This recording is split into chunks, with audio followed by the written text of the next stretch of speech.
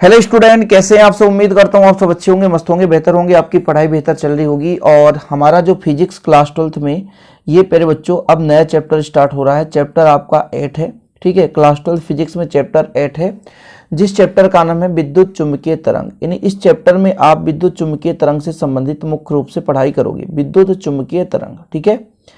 अब प्यारे बच्चों यहाँ पर मैं एक एक टॉपिक को क्लियर करूंगा। और आज का जो हमारा टॉपिक है उसमें से विस्थापन धारा किसे कहते हैं, विस्थापन धारा के लिए व्यंजक, ये आपका टॉपिक है। आप देख रहे हो ये विस्थापन धारा क्या है, विस्थापन धारा के लिए व्यंजक, ठीक है। तो इसके बारे में हम चर्चा करेंगे, तो वीडियो को थोड़ा सा लास्ट तक देखिएगा। मजा तभी आता है जब आप बेहतर रूप से तैयारी करते हैं बच्चों, और हमारा भी मेहनत सफल तभी होता है जब आपसे कुछ बनता है। चलिए सबसे पहले हम बात करते हैं कि विस्थापन धारा की आवश्यकता क्यों पड़ी भाई साहब, विस्थापन धारा की क्यों जरूरत पड़ी, है ना। इसके पहले भी धारा के बारे में तो हमें खूब अच्छे तरीके से मालूम है कि धारा क्या है, लेकिन ये विस्थापन धारा कहां से आ गया। देखिए एम्पियर का परिपथीय नियम सब बच्चे ने पढ़ा है कि एम्पियर का परिपथीय नियम क्या कहलाता है कि एक बंद लूप है, उसमें जो भी चुंबकीय क्षेत्र है उसका रेखीय समाकलन उस पर प्रवाहित धारा के μ0 गुना होता है। ये बंद लूप की परिभाषा के आधार पर एम्पियर का परिपथीय नियम बताया गया कि हमारे पास एक बंद लूप है, उस पर जो भी चुंबकीय क्षेत्र है उस चुंबकीय क्षेत्र का रेखीय समाकलन ये BdL ये उस बंद लूप में प्रवाहित धारा का μ0 गुना होता है। अब इसके आधार पर यदि किसी संधारित्र में हम गणना करें तब वहां पर हम धारा का मान नहीं प्राप्त कर सकते। इसके लिए मैक्सवेल ने बोला भाई कि संधारित्रयुक्त यदि परिपथ है, संधारित्रयुक्त परिपथ कैसे, थोड़ा सा हम यहाँ पे संधारित्र की बात कर लेते हैं। ये संधारित्र मतलब एक प्रत्यावर्ती धारा परिपथ में संधारित्र जुड़ा है।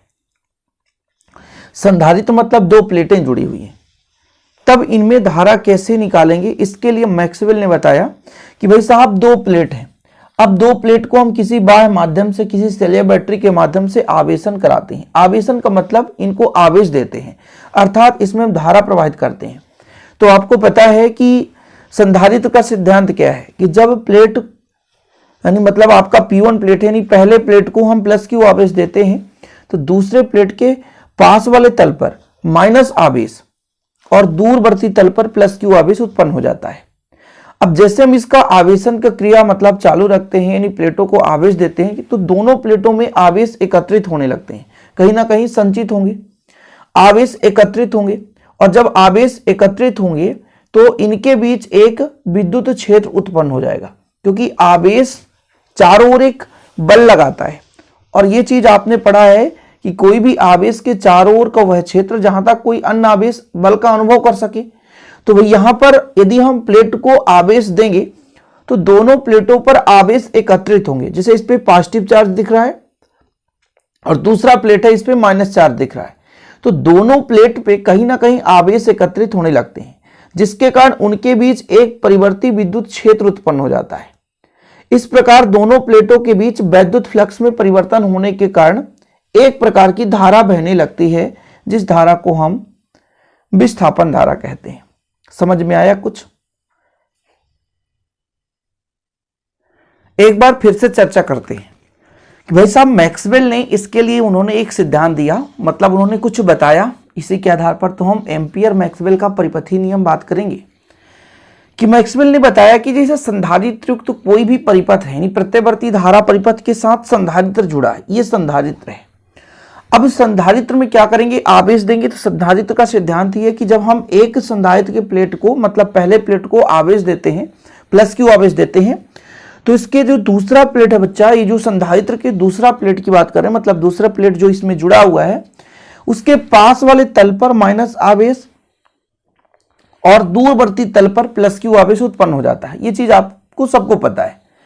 तो मैक्सवेल ने बताया कि जैसे ही हम संधारित्र पर आवेश देते हैं, मतलब आवेशन की क्रिया स्टार्ट करते हैं, तो आवेशन के दौरान संधारित्र के दोनों प्लेटों पर आवेश एकत्रित होते हैं। मतलब ये हमारा P1 पहला प्लेट है, ये P2 दूसरा प्लेट है, और दोनों प्लेट पर कहीं ना कहीं आवेश एकत्रित हो रहे हैं। अब ये आवेश एकत्रित होते हैं, जिसके कारण इसके बीच वाले क्षेत्र पर, यानी दोनों प्लेटों के बीच वाले क्षेत्र पर एक विद्युत क्षेत्र उत्पन्न हो जाता है, परिवर्ती विद्युत क्षेत्र। अब आपको पता है कि विद्युत क्षेत्र के कारण वैद्युत फ्लक्स में परिवर्तन होगा, और वैद्युत फ्लक्स में परिवर्तन होगा जिसके कारण इसके बीच एक धारा बहने लगेगी जिसे हम विस्थापन धारा कहते हैं। क्या बोलते हैं? विस्थापन धारा। तो विस्थापन धारा वह धारा है जो समय के साथ विद्युत क्षेत्र में परिवर्तन के कारण उत्पन्न होती है, जिसका समीकरण है आईडी, यहां पर बच्चों एप्सिलॉन नॉट या यहां पर E0 D phi E upon dt है। ठीक है, विस्थापन धारा वह धारा है जो समय के साथ विद्युत क्षेत्र में परिवर्तन के कारण उत्पन्न होती है। जहां पर फाई ई क्या है? ए वैद्युत फ्लक्स है, ई नॉट क्या है या एप्सिलॉन नॉट जिसे बोलेंगे निर्वात की विद्युतशीलता है। कोई दिक्कत तो नहीं है। विस्थापन धारा वह धारा है जो समय के साथ विद्युत क्षेत्र में परिवर्तन के कारण उत्पन्न होती है। दोनों प्लेटों के बीच विद्युत क्षेत्र में परिवर्तन होगा जिसके फलस्वरूप यहां पर विस्थापन धारा उत्पन्न हो जाएगी। यहां तक क्लियर बच्चों? अब हम थोड़ा सा बात कर लेते हैं कि इसका व्यंजक कैसे होगा, कैसे हम निकालेंगे, इसकी तीव्रता कैसे निकल कर आएगी। तो चलिए सबसे पहले अपन बात कर लेते हैं कि हमारे पास दो प्लेट है, एक P1 और P2। तब इसके बीच चुंबकीय क्षेत्र की तीव्रता कितनी होती है, यह चीज तो पता होना चाहिए। तो जब हमने चैप्टर 1 की बात की थी, चैप्टर 1 में कि दो समतल चादर हैं उनके बीच चुंबकीय विद्युत क्षेत्र की तीव्रता कितनी होती है, E sigma upon epsilon not. जहां पर सिग्मा क्या है? जहां सिग्मा क्या है? पृष्ठीय आवेश घनत्व, पृष्ठीय आवेश घनत्व, पृष्ठीय आवेश घनत्व। अब ये पृष्ठीय आवेश घनत्व का लोचा कहां से आ गया सर? जब आवेश का वितरण किसी पृष्ठ पर हो रहा हो, जब आवेश का वितरण किसी पृष्ठ पर हो रहा हो तो पृष्ठ के एकांक क्षेत्रफल पर उपस्थित आवेश की मात्रा पृष्ठीय आवेश घनत्व कहलाती है। जब आवेश का वितरण किसी पृष्ठ पर हो रहा हो तो पृष्ठ के एकांक क्षेत्रफल पर उपस्थित आवेश की जो मात्रा है वो पृष्ठीय आवेश घनत्व कहलाती है। तब यदि मैं कह दूं कि E बराबर कितना हो जाएगा तो आप कहोगे मान रख दो सर, तो Q अपान कितना हो जाएगा? A, और नीचे एप्सिलॉन नॉट है ये। तो ये तीव्रता निकल कर आया कि दो हमारे पास प्लेट हैं P1 और P2। इस पे जब हम आवेशन की क्रिया करते हैं, मतलब आवेशन कराते हैं दोनों प्लेटों के बीच, जैसे P1 को हम आवेश देते हैं तो फिर इनके बीच जो विद्युत क्षेत्र की तीव्रता E बराबर, अरे चुंबकीय क्षेत्र बार बार इसलिए आ रहा है क्योंकि इसके पहले भाई चुंबकीय क्षेत्र खूब हमने देखा। E बराबर Q upon A epsilon not, ये हमारा विद्युत क्षेत्र की तीव्रता है दोनों प्लेटों के बीच। यहां तक क्लियर है? तब मैं कह दूं कि यहां से Q का मान निकालो तो आप कहोगे सर कुछ नहीं, पक्षांतर कर दो। तो पक्षांतर करोगे तो कितना है? एप्सिलॉन नॉट, आपके पास E है और E है। ठीक, इसके बाद देखना बच्चों कि EA क्या है हमारा। तो EA जो है वो है हमारा फाई ई का मतलब वैद्युत फ्लक्स, यानी दोनों प्लेटों के बीच कितना वैद्युत फ्लक्स है। तो यदि मैं कह दूं कि EA बराबर फाई ई, तब आप कहोगे कि जो आवेश Q बराबर है वो आपका है क्या? Epsilon naught phi E. ठीक है, यानी आपका वैद्युत फ्लक्स है। वैद्युत फ्लक्स क्या होता है कि भाई साहब किसी भी पृष्ठ से कितनी विद्युत क्षेत्र रेखाएं जा रही हैं वो डिपेंड करेगा। E कितना है, मतलब तीव्रता कितनी है, विद्युत क्षेत्र की तीव्रता कितनी है, और क्षेत्रफल से डिपेंड करेगा कि क्षेत्रफल से कितनी विद्युत क्षेत्र रेखाएं जा रही हैं। इसलिए भाई साहब फाई E का मान EA के बराबर होगा। अब बार बार मैं आपसे कह रहा हूं कि ये जो चुंबकीय क्षेत्र शब्द आ रहा है क्योंकि इसके पहले बहुत ज्यादा चुंबकीय क्षेत्र से संबंधित हमने अध्ययन किया है और अभी वो चैप्टर को अपन क्रॉस करते हुए आए हैं, इसलिए ऐसा आ रहा है। तो ये विद्युत क्षेत्र से संबंधित है, ध्यान रखना आप लोग। तो फाई हमने क्यों किया बच्चों? क्योंकि फाई का मान करता है, डिपेंड होता है E और A पर। E मतलब कितना विद्युत क्षेत्र है और कितना क्षेत्रफल से जा रहा है, समझ रहे हैं? ये हमारा Q आ चुका है।